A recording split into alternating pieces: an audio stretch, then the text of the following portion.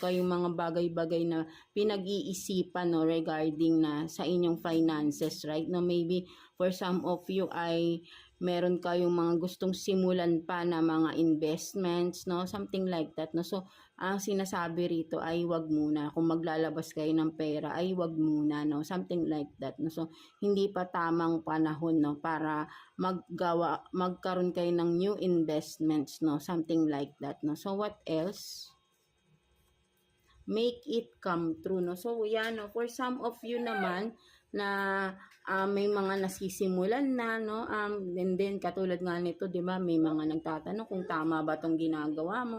So wag nyong i-doubt yung sarili niyo, no, right? No, kung ano yung nasisimulan niyo ngayon, trabaho man ito, bago lang kayo sa job, bago lang yung business na sinisimulan niyo, wag kayong magda-doubt, no. Make it come true. Kung